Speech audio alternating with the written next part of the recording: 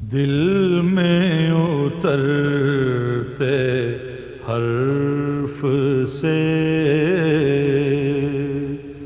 मुझको मिला पता तेरा,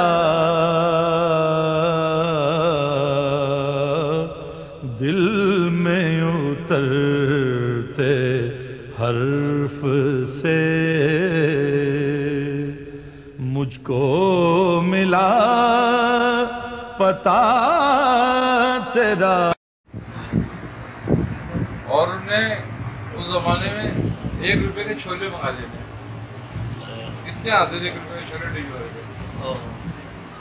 बस उनने वो चावल सारे चावल ऐसे सारा डाल देना और सबको मिला देना और कह रहा है तुम लोगों को कितना लेना है बताओ, ले लो इसको,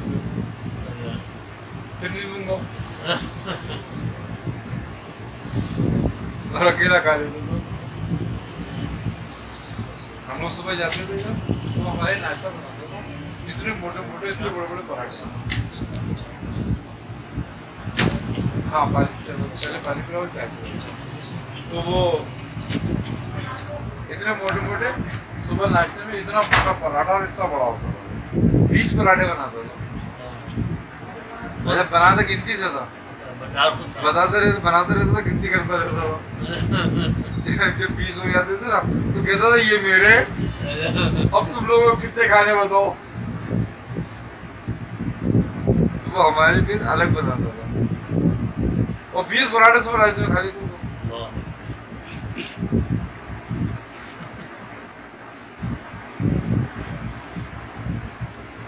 मैंने कहा उस्ताद तुम्हारे को घर नहीं है, बोले नहीं हमने घर बनाया नहीं, हमने सिर्फ नाश्ता किया तो खाया, हमने खाना खाया, घर नहीं बनाया। जो दिहाड़ी मिलती थी ना वो वाकई सुबह से रात तक खा लेता था। अच्छा हाँ,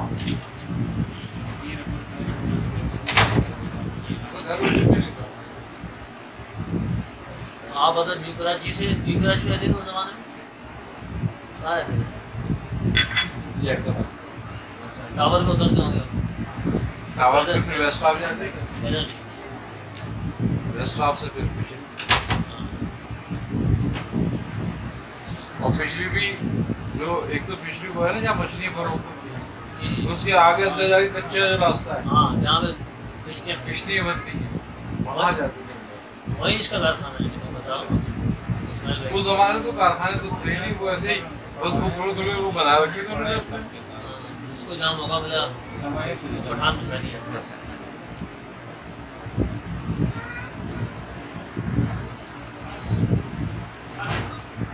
वहीं से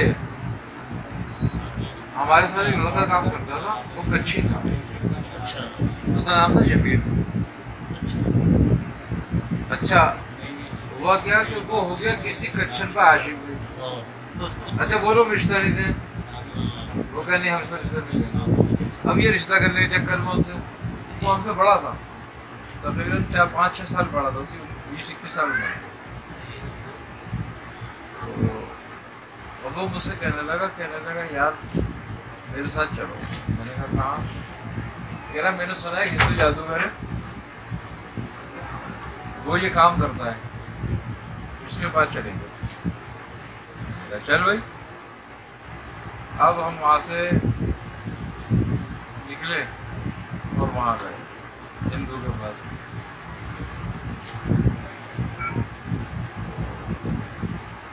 उसने उसको बोला उस वक्त में, यार एक शराब की बोतल लाओ और 10 रुपए लूंगा। काम कर दूंगा तुम्हारा। अब दिहाड़ी मिलती थी उस जमाने में 50 पैसे, अब वो 10 रुपए कहाँ से लाए? अब वो मुझसे कहने लगा यार ये 10 रुपए मांग रहा है और पैसे तो है नहीं इतने, वो कैसे करेंगे? मैंने कहा भाई ऐसा कर एडवांस ले लेते। मैंने कहा एडवांस कर देगा सेठ 10 रुपए। तो मैंने कहा एक काम करते 5 रुपए एडवांस दो ले, 5 रुपए मिले तो 10 रुपए हो जाएंगे, तेरा काम हो जाएगा। यार ये सही है। सन कौन सा था ये? सन 74 की, वो ये 75 की बात है, सन 75-76। अब हुआ क्या, भाई पैसे हमने लिए, सेट कहने को तुम लोग को पैसों की क्या जरूरत है। अरे मैंने कहा यार तो जरूरत पड़ गई है, थोड़ा से दो। वो खैर ने हमें दे दिया, वो 10 रुपये करके भाई वो जो है ना,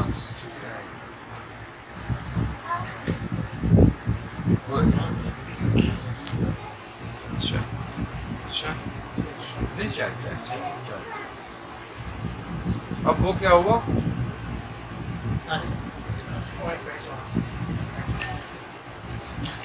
तो वो हमारा बाकी काम करता था लड़का सिंधी, वो बहुत शराब पीता था सब। तो मैंने कहा भाई शराब तो इससे ले लो। अब उससे कहा, अब उसने कहा भाई मैं खरीद के लाता हूँ, अपने बाद थोड़ी सी दे दे यार तो हमें। तो उसने आधी कुप्पी हमें दे दी, कुप्पी आधी तो जमाने में उसने आधी कुप्पी करके हमें दे दी, आधी कुप्पी वो पी ली और आधी हमें दे दी गई। हम लोग हिंदू को पास लेके पहुँच गए। अब हिंदू ने जो था ना वो रख लिया, पैसे भी ले लिए, वो शराब भी ले ली। अब कह रहा 3 दिन के बाद आना मेरे पास। अच्छा, वो कहाँ था, कहाँ रहता? वो पिछले के कहीं पीछे वहीं कहीं साइड में रहता था, उधर ही पिछले की तरफ ही रहता था वो। अच्छा, अब हम जब उसके पास गए, वो कह रहा यार ये काम ऐसे नहीं होगा और ये काम तो मेरा गुरु करेगा। अब ले मैंने 10 रुपये तुमने ले लिए, अब गुरु को कहाँ से देंगे हम, ये तो हमने एडवांस उठाए थे। वो कह रहे तुम्हें पैसे नहीं देने पड़ेंगे, लेकिन तुम मेरे साथ चढ़ो। हम उसके साथ चले गए। अब वो हमें पौना घंटा पैदल चलाया। उसके गुरु क्या पहुंचे, अब उसके गुरु ने जब पहुंचे हम, वो भाई वो कहने लगा कि भाई वो ऐसा है कि मैं तो अभी काम कर नहीं सकता, इसलिए कि मेरा गुरु आया हुआ है तो मैं उसके साथ लगा हुआ हूँ, मैं ये काम नहीं कर सकता अभी, तुम 1 हफ्ता रुको, समझ तुम 1 हफ्ते बाद जाएगा। अच्छा, अब वो भी लड़का, और मैंने उसने कहा वो क्या करें, मैंने कहा ऐसा तो सारे 10 रुपये खाए जाएंगे, हम लोग इधर चक्कर खिलाते रहे। कहने का चलो आ जाओ, हम आ गए। तो उसने कहा कल तुम मेरे पास पता करना है क्यों मुझसे, तो मैं तुम्हें बताऊंगा ये काम कब तक हो जाएगा तुम्हारा। हम लोग वापस आ गए, फिर हम दूसरे दिन गए, फिर दूसरे दिन वहीं गए हम गुरु के पास। जब हम वहाँ पहुंचे तो वहाँ उस दिन एक आदमी बैठा हुआ, गड्ढा था, एक लकड़ी का बैठा हुआ, लेकिन ऐसा जैसे कोई देव बैठा हुआ। हम अंदर घुसे और लोग भी बैठे हुए थे, हम लोग जाके बैठ गए वहां पे। किसी ने ऐसे देखा, वो इसको कुछ बता नहीं रहा था, वो खुद बोलता था। एक लड़की आई, कोई 9 साल की लड़की,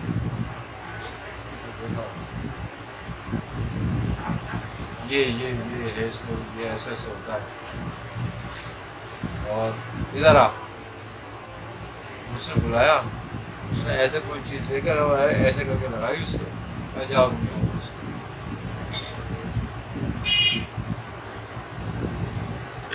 अब जब हम लोगों की बारी आई ना, तो देखिए कहता है लड़की के चक्कर में आप और 10 रुपए दिए तुझे, अबे नहीं करना चाहते वो लोग तो कुछ भी करना चाहता था। मैंने कहा यार ये तो वाकई कोई पक्का गुरु है।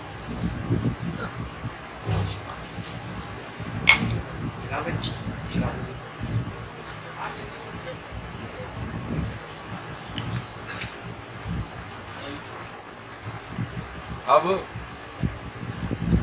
वो मुझसे कहने लगा अबे लड़के तू इसके साथ क्यों फिरता है?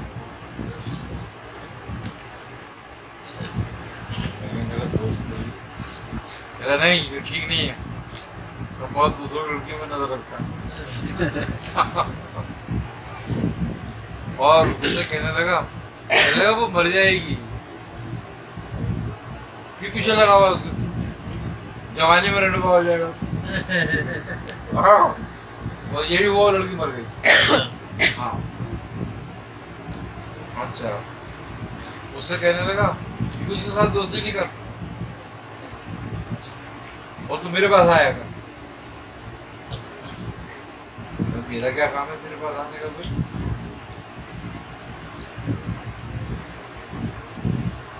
हम वहां से निकले, जब उसने निकलते मुझसे कहने लगा आएगा ना? मैंने कहा हाँ हाँ। मैंने यहाँ से निकलो यार। निकलते आगे दूसरे दिन में बैठे बैठे मैं काम कर रहा था, बैठा हुआ आराम से। मुझे मेरे दिमाग में क्या सलाह हुई, मैंने काम छोड़ा, मैंने अपने उस्ताद को बोला, मैंने कहा यार उस्ताद मैं भी आता हूँ।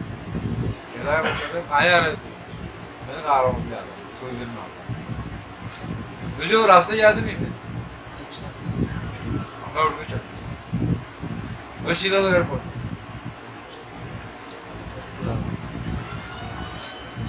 बैठा हुआ उसने मुझे देखा, हंसने लगा। मैंने कहा आ गया तू मुझे टाल कर गया था ना कल। फिर वो एक उससे ऐसा रबत हो गया, जो ये वो जब तक बैठ हो तो पता चला कि वो किसी को पूजा पाठ नहीं करता था किसी। हाँ, और बल्कि हिंदुओं को तो बहुत सुनाता था। जो हिंदू आते थे, हिंदू ज्यादा से आते थे, सेठ वेठ ये तो सारे मुशरिक हैं, ये वो सुनाता था उनको। ये भी तो तुम पे आफत है, ये भी तो तुम पे फिटकार है। अच्छा, मैंने कहा ये मुसलमान है, ये क्या है क्या नहीं है ये? अच्छा, वो मुसलमान भी नहीं।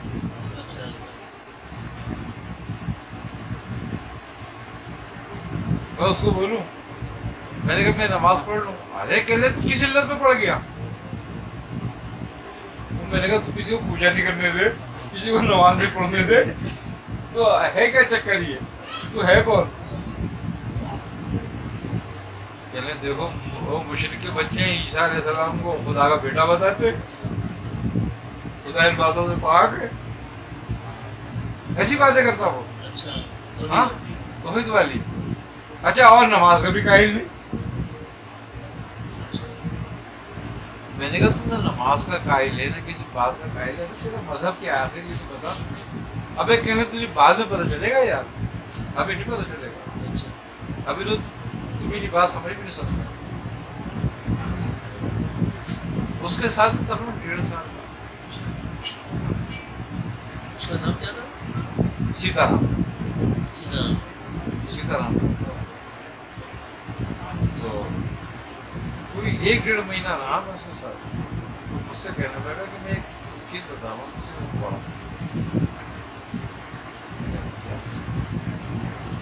अब मैंने किसी देवी देवता का नाम बताया और क्या बताया। मैंने कहा उसने एक मंत्र बताया, एक उर्फ। अरे मैंने कहा गुरु तू तो कहता है कि मैं जो हूँ उस्ताद, दादा कहते थे सब उसको। मैंने कहा दादा तुम तो कहते थे मैं किसी पूजा नहीं करता। कहने का भाई कि किसी की पूजा वूजा नहीं है, बस ध्यान लगाना है खाली। अच्छा, तो उन्होंने मुझे हुर बताया हरीम। चलो भाई ये पढ़ा था, आंखें बंद कर ले और हरीम, लेकिन पढ़ना उसके साथ गूंज के साथ, रिदम के साथ, और कम से कम 3 मिनट पढ़ना है। और आपने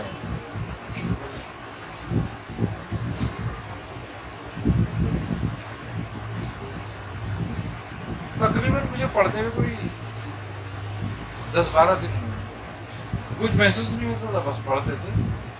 लेकिन 10-12 दिन के बाद रोशनी शुरू हो गई।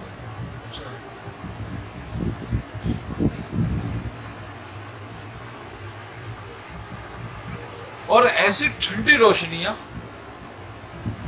जैसे ठंडी हवा चल रही है, और जून जुलाई की गर्मी।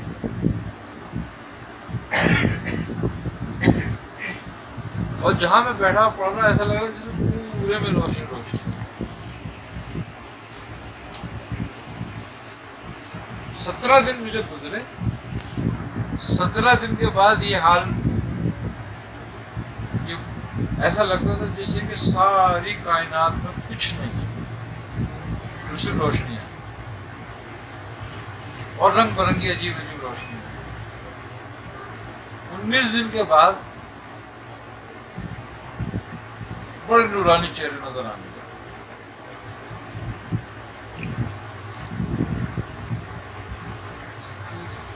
मैंने उसको बताया, मैंने कहा ऐसे हंसने लगा। मैंने कहा दादा ये है क्या? कह रहा है मुझे बताओ, अभी तो पहले अपना काम कर। मैंने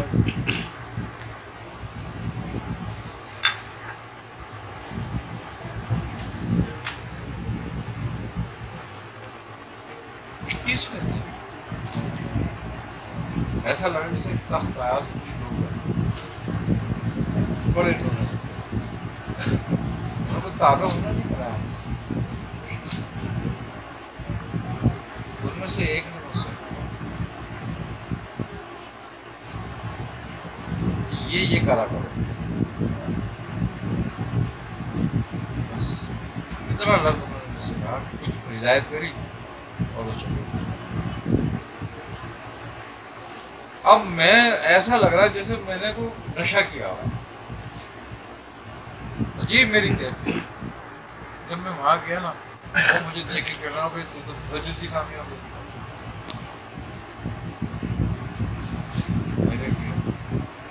अब एक कहने लगे इसमें 21 साल लग जाते हैं, अब मैं तुझे आगे बढ़ाऊं। फिर वो मुझसे कहने लगा ओम पढ़, अब ओम पढ़। अरे मैंने कभी ओम पढ़वाता है, कभी ऐसे पढ़वाता है, मैं क्या ही 1.5 साल रहा। उन्होंने मुझे 6 पाठ कराए, 6 इसमें ओम हरीम कलीम शरीम सोम सतीम। जब वो 6 पाठ करा दिए तो मुझसे कहने लगा, अच्छा वो जाता चला जाता, मुझे पाठ बता के चला जाता, फिर वो आता, फिर तो 1-1.5 महीने, मुझे 1.5 साल लगा।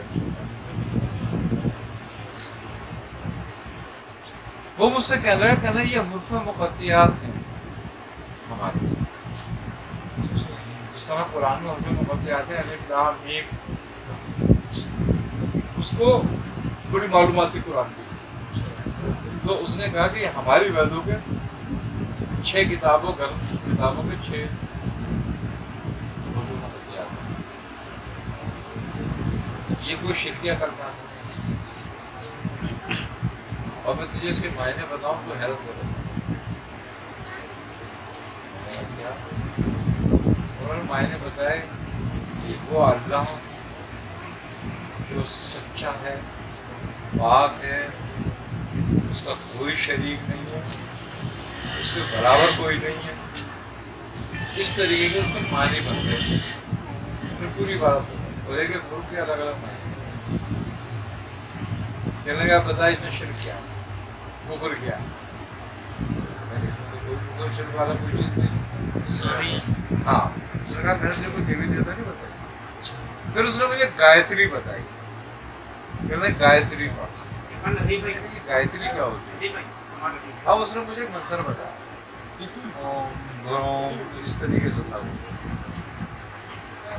ओम से शुरू होता है। अब उस गायत्री का जब उसने मुझे मायने बताए, उसने कहा ये हम लोग बता दीजिए किसी को, ये राज है और ये तुम भी पोशीदा रखना। उसके पूरे के पूरे मायने सूरह फातिहा के।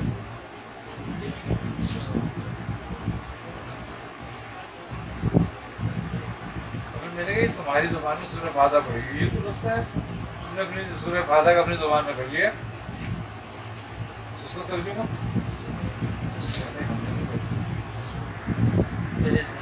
ये 5000 साल से चली आ रही है गायत्री।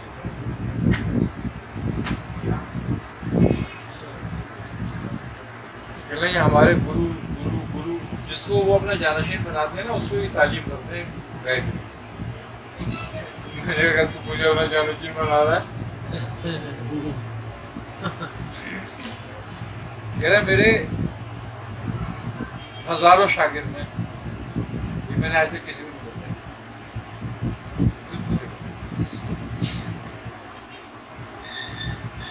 कामिल बहुत अपनी रूह निकाल के दूसरे में डाल देते। मैंने तो पूछा कि मैंने कहा दादा ये बताओ, ऐसे ऐसे मैंने सुना है कि लोग अपनी रूह निकाल देते हैं। हाँ चलने का दिखा सकता हूँ। मैंने कहा कैसे? कह रहा अच्छा जा कोई मरी हुई चीज है। मैंने कहा मरी हुई चीज आप देगी। मैंने कहा गुरु मुर्गा नहीं काटोगे? आए कर हत्या करेगा। वो कोई जानवर नहीं काटने देता था, हत्या करेगा ही। तो मैंने कहा तो फिर ऐसा तो नहीं मिलेगा कोई भी मरा हो। अबे कल देख ढूंढ कहीं मिल जाएगा। अरे मैंने कहा नहीं मिलेगा गुरु, मैं कुछ चीज नहीं मिल गई। एक इतना सा तोता मर गया, तो हमारे जानने वाला तो तोता मर गया। अरे मैंने कहा तोता दे दे यार। तोता लिया है और हमने तोता ला के उसको दे दिया। मैंने पूरे तोता मिलाया, मेरा रख रात को संभाल के रख, रात को करेंगे। अभी तो लोग बहुत मरीज भी देख सकते। रात को उसको बुलाया, कल आ जब रात को करा उसको लाया, उसने रखा कपड़ा बिछाया। कह रहे तुझे बात करनी है तो कर भी उससे। अच्छा अब उसने आसन लगाया अपना, तो पदम आसन पे ज्यादा पदम आसन लगाया। आसन लगाया, आसन लगा कर आंखें बंद कर कोई 2 से 3 मिनट गुजरे होंगे। 3 मिनट के बाद तोते में हलचल हुई।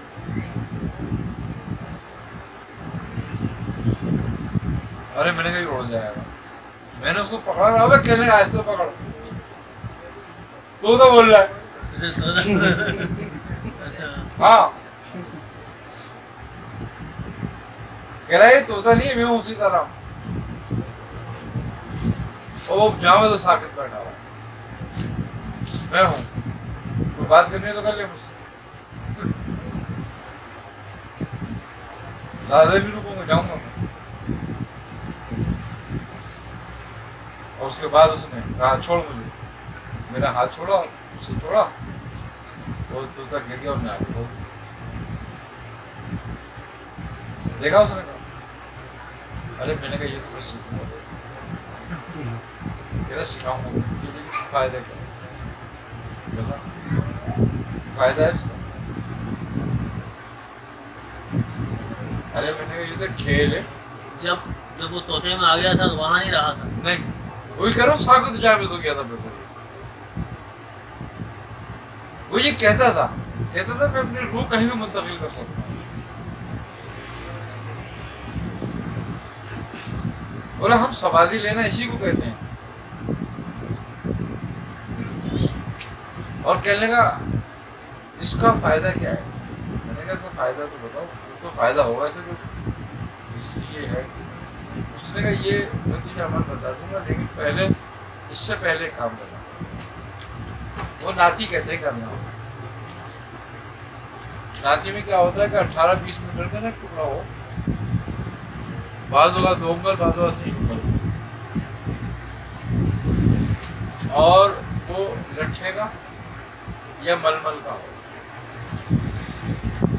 उसमें तलफ ना हो। वो लेके उसकी बत्ती बना के आगे से, और अरंडी के तेल में भिगोते हैं, बादाम के तेल। अब उसको हलक से नीचे उतारते हैं। अब वो सारे कपड़े को हलक से नीचे उतारते हैं, और फिर वापस आहिस्ता आहिस्ता आहिस्ता आहिस्ता आहिस्ता खींच के बाहर निकालो। फिर ऐसे ही करो, उसको धो के 3 दिन तक बोले पहले ही नाती करनी पड़ेगी, गर्म पानी पीना पड़ेगा, खाना नहीं होगा, ताकि मोशन हो, पेट मैदा हर चीज साफ हो जाए तुम्हारी। 3 दिन तक खाना, तीसरे दिन में तुझे ये अमल बता।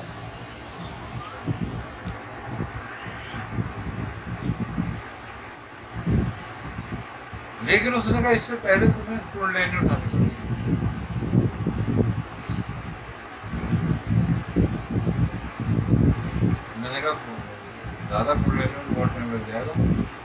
अगर बेटा उसने कदर नहीं किया, पहले बोल रहा क्या होता है?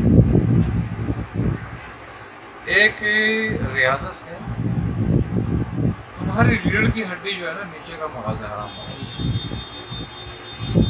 इसमें न्यूट्रल है और ऊपर वाले में फेस है। तो वो कहता है ऊपर वाले को नीचे लाना और नीचे वाले को ऊपर लेके जाना। और जब ये ऊपर जाते जाते वो ऊपर पहुंच जाएगा और ये नीचे आ जाएगा, तुम रोशन हो जाओगे, न्यूट्रल फेस तुम्हारा बराबर हो जाएगा, तुम रोशन हो जाओगे। जब तुम रोशन हो जाओगे तो ये रोशनी तुम्हें लतीफ कर देगी, और ये लतीफ करेगी तो फिर तुम्हें रूह को तुम्हारे निकालने की कुव्वत पैदा होगी, फिर तुम अपने रूह को निकाल सकते। और कहने लगा जो अपनी रूह को जिस्म से निकाल लेता है उसको मौत नहीं आती, क्योंकि वो जिस्म बदल लेता है। जब ये जिस्म खत्म होने लगता है तो कह रहा कुल्लु नफ्सिन जायकातुल मौत, नफ्स को मौत आनी है, रूह को नहीं आनी। सही है।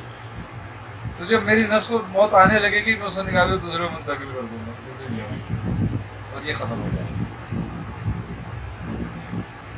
कह रहे हैं इस तरीके से हजारों साल जिंदा रहते हैं, ये जिंदा रहने का करार। अजीब बातें करता था। जब वो बातें करता था ना तो आम आदमी समझे ये पागल है। उसने क्या क्या बोला, क्योंकि पागल नहीं था।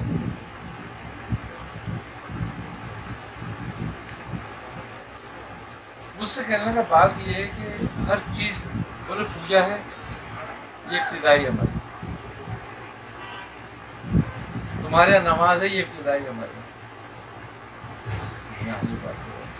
कहना मैं इंतहा का आदमी हूँ। तो मैंने कहा ये जो पूछते हैं देवी देवताओं को, मूर्तियों को, पत्थरों को, अरे कहने के देवी देवताओं मेरे पैर धोते, लेकिन पूछूंगा इनको। मैंने कहा ये बात भी सही है। कह रहा मैं इनसे ऊपर का रेट गाऊं, मैं इनको भी पूछूंगा। इस तरीके से बातें करता था, लेकिन कुरान से हदीस बहुत मालूमात थी उसको, कुरान की भी हदीस की भी। हदीस सुनाता था बाज़ों का कि देखो ये हदीस में ये बात है, ये तुम्हारे पैगंबर ने कहा। हाँ, फिर ले जाएगा कृष्णा ने ये कहा है, फिर वो कह जाएगा विष्णु ने ये कहा है, ईसा ने ये कहा है, मूसा ने ये कहा है, सारा बता। हाँ। तो मैंने कहा गुरु ये बता तू किस पे अमल करता है। कह रहा मैं तो उस पर अमल करता हूँ जो मेरे फायदे की होती है।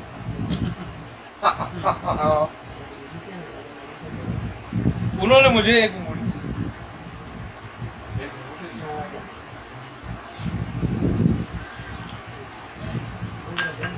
उस अंगूठी में एक पत्थर लगा हुआ था।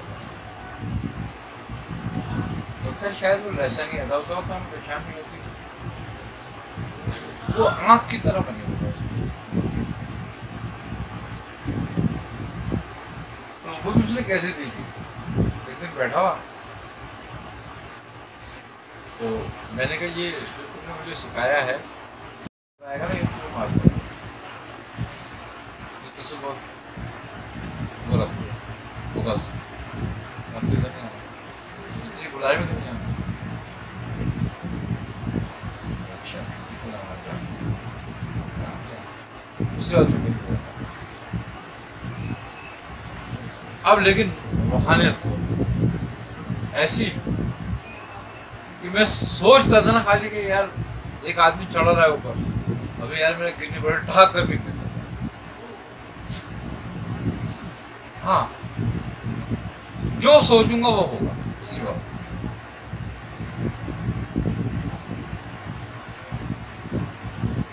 अब लोग बहुत पीछे लग जाते मिलने जुलने वाले, बहुत ऐसा कि किसी पे जिन आया हुआ है, वो मेरे सामने आया, वो आते बोल रहे मैं जा रहा हूँ मुझे मत जला।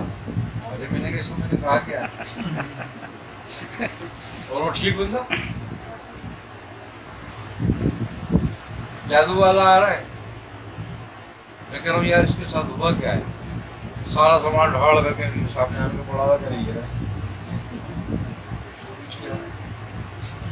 बंदा सही। अब वो ऐसे हुआ तो बदनाम बहुत हो जाता है। हाँ जान छोड़ा जैसे तो एक जगह नहीं रुकता था। उम्र मेरी जो थी 16-17 साल 16 साल जी आया ना जी। अब ये पूछा यार ये तो बहुत मेरे साथ बवाल हो गया, क्या मेरे हत्या कर जान को डाल दिया। एक दिन रात को मैं बैठा हुआ मुराकबे के लिए मैं बैठा तैयारी कर रहा था बैठने की। अच्छा वो कहता था कि बावजूद आता हाँ मुझसे कहता नहाना जरूरी नहीं है लेकिन वजू जरूरी है। हाँ कहता नहा तो 1 महीने के बाद पहले लेकिन वजू से रहना। मैंने कहा यार तू कुछ कहता है कुछ कह रहा है। खुद भी बावजू रहता था, वो बाकायदा वजू करता था। मैंने उसको देखा कि वजू करता था। हाँ हाँ बिल्कुल उसी अंदाज से वजू करता मुसलमानों के तरीके से। मैंने कहा यार ये तू वजू क्यों करता है, खाली हिंदू तुम हाथ मुंह धो ले तुम। अबे कहने को उनको क्या पता कि ये क्या है, बोले सारी बॉडी को दूसरा रखता। अच्छा तो वो रहता था हमें भी इसकी यही तर्क की वजह से लापता। अब हुआ क्या कि हम बहुत लोगों से मिले। एक हमारा वो मेरा शागिर्द हो गया था उसका कोई नहीं बातों में वैसे मेरा शागिर्द हो गया। वो कह रहा मुझे भी सिखाओ। मैंने तुझे क्या सिखाऊं, तू मुसलमान आदमी है। अच्छा वो था बड़ा नवाजी मेरे उसका। मैंने कहा मैं तुझे कुछ बताऊंगा तू चल जाएगा। तो वो मैं उससे कहने लगी मैंने कहा तू बिस्मिल्लाहिर्रहमानिर्रहीम पढ़ागा। तो वो कहने लगी यार जो तुम पढ़ते हो वो बताओ मुझे। मैंने कहा वो बिस्मिल्लाहिर्रहमानिर्रहीम पढ़ाता। अच्छा अब बिस्मिल्लाहिर्रहमानिर्रहीम पढ़ने लगा, उसको चिल्ला कराया मैंने तो चिल्ला कर। अच्छा उससे मैंने ये बात देखी थी ऐसी एक तासीर थी उसकी कि जिसको जो बताता था उसका जाहिर होता था। मैंने बिस्मिल्लाहिर्रहमानिर्रहीम बताई उसको, तो चिल्ले में बैठ गया। तो शबरात का आखिर था, उसको मैंने बताया। मैंने कहा तू रोजे भी रखेगा, चिल्ला करा उसने 39 मिनट। वो पढ़ रहा था, पढ़ते पढ़ते उसको ऐसा लगा कि फोन की घंटी बज रही है। बताओ बड़ी फोन की घंटी बज रही है। अब उसने देखा तो एक फोन रखा हुआ टेलीफोन। उस जमाने में टेलीफोन कहाँ होते थे घर में। तो अब वो कह रहा है कि मुझे बिल्कुल ये मेरे ख्याल में नहीं कि मेरे पास टेलीफोन है या नहीं है घर में, लेकिन टेलीफोन बज रहा है रखा हुआ बराबर में। कह रहा मैंने वो टेलीफोन उठाया, हाँ हेलो, वहां से और आई हेलो। कह रहा कौन, कह रहा तू कौन है, तू कौन है। अरे कह ले मेरा नाम कुतुबुद्दीन है। भाई तुम्हारी आवाज कम आ रही है, जरा जोर से बोलो। वो कह रहा है कि मैं जोर से बोलूंगा तेरा दिल फट जाएगा, मेरा नाम जिब्राइल है। इसके हाथ कम आए नहीं तो फोन रख दिया। एकदम दहशत में आ गया वो कि क्या। और बाद में सोच रहा कि मेरे पास फोन तो था ही नहीं मेरे घर में। ये फोन कहां से आ गया, और डर गया कि जिन्नात जाए क्या। और 39 दिन जो है ना एक जिन्नातों का टोला आ गया। अब उसे कहने लगे कि हम तेरे हाथ में बहस करेंगे। ये डर गया, ये भाग के बाहर चला गया। वो अमल उसका खराब हो गया, लेकिन हुआ कुछ नहीं उसको। वो कहने लगे, उसको कहने लगे कि तेरे पीछे जो है ना हाथ है किसी का, जो हम तुझे छोड़ के जाते हैं, तुझे मार दो। भाग नहीं। वो मेरे पास आया, मैंने बोला तू ऐसे क्यों कर रहा था। अरे वो कहने में डर गया था। तो उसके बहनोई जो थे ना, ये इरफान थे, इरफान भी है ना, उसके बहनोई थे रिश्ते के। तो ये उनके पास जाता था, ये उनके पास गया, इन्होंने उनको बताया। अरे वो कहने मुझसे मिला ना, मिला उन्होंने कहा अच्छा मैं मिलाऊंगा। और मुझसे कहने लगा कि हम मेरे बहनों ही हैं, वो भी ये करते हैं और वो डॉक्टर भी हैं, तो तुमसे मिलना चाहते हैं। मैंने कहा चल ठीक है मिलेंगे। ये बात होती रही, 2-3 महीने गुजर गए, 2 महीने पहले 2 महीने बाद वो मुझसे कहने लगा तारिक भाई वो चलो यार चल नहीं रहे वहाँ पे। कहाँ पे? कहने लगा वो पीर साहब के पास, इरफान मियाँ के पास। अरे उनके पीर साहब भी आए हुए बोले चलो उससे भी मिला। मैंने कहा भाई पैसे वैसे नहीं हमारे किराए के, और वो नसीराबाद में 3 दूर पैदल कौन जाएगा। अब वो कहने लगा भाई पैसों को मैं कर देता हूँ, चलो। मैंने कहा अच्छा अगर तू कर लेता है किराया तो कुछ, लेकिन आने जाने का दोनों करी हो। उसने काम करेगा हम रुक। अब जब हम वहाँ गए तो वहाँ लोग बैठे हुए, पीर साहब भी बैठे हुए। अब वो बात कर रहे हैं, ये सैयद फारे मदरसे में वो बता। अच्छा। कहने लगे बताओ कैसा जमाना आ गया, बुजुर्गों से मिलने के बाद लिए लोगों का पैसे भी नहीं होते, किराया नहीं होता, कुछ नहीं होता। वो बहुत सारी बातें मैंने कही, तो मैं समझ रहा हूँ कि मेरे लिए कर रहा हूँ। फिर वो कहने लगे यहाँ हमने बड़े बड़े देखे, ये हुआ वो हुआ, वो बातें होती नहीं। तो मैंने कहा यार चल भाई, मैंने ऐसी कान में कहा, वैसे मेरा वहाँ बैठा हुआ था, चल गया वापस, चलना नहीं।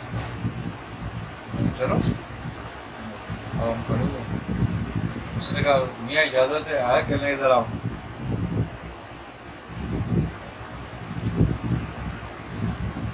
दस बजे हम लोग तो निकल गए। अब 10 बजे के दिन में आगे बैठा तो मुझसे कहने लगे मियाँ क्या मुरीद होने आए हो, हमारे दिन में ऐसी बात ही नहीं।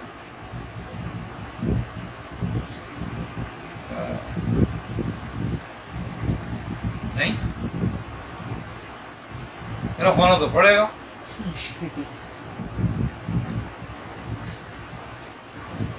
कहना तुम्हें याद है तुम्हारे गुरु ने क्या कहा था?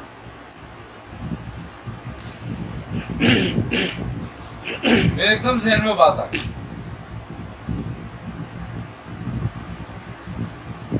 अंगूठी वाली, मैंने जैसे अंगूठी देखी तो पत्थर नहीं था अंगूठी। तो वो कहने लगे ये तो हमारे पास है, ये ना 2 टुकड़े हो गए। यही कहा था ना? मैंने कहा तो कहे तो मुझे लो अब यही मंजिल है तुम्हारी। बस फिर भी उन्होंने चक्कर में डाला, फिर तो अल्लाह इल्लाह कर रहा। तुमसे कहने के सारे छोड़ो। शतारी और मजारी इस सिलसिले से वो सिद्दीक से एक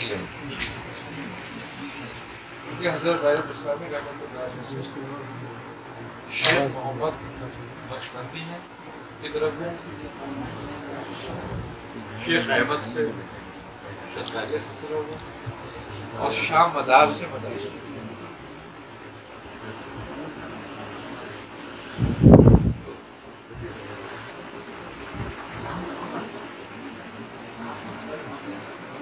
शाह मदार है, उनकी शाह मदार की जो विलादत है वो 280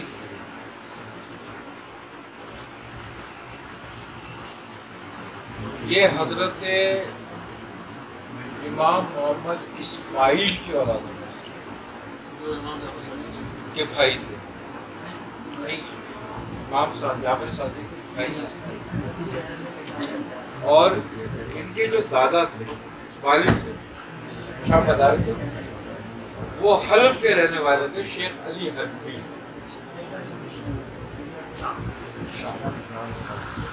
आपकी विलादत शाम में हुई और जब हुजूर गौसे आज़म रज़ियल्लाहु ताला अन्हु का दौर था,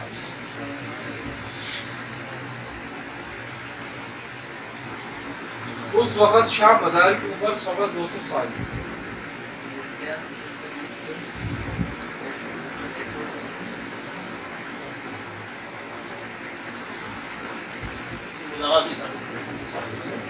और ऐसे साबित है कि हजरत सरकार सैयदना शेख अब्दुल कादिर जिलानी रहमतुल्लाह अलैह की सगी बहन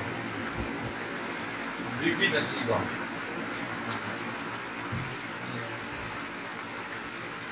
उनकी औलाद नहीं,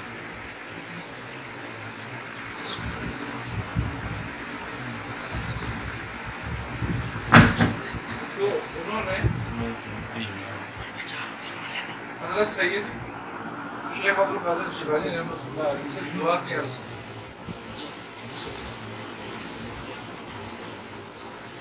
आपने फरमाया कि आप मेरे लिए ना दुआ करें, मेरे अल्लाह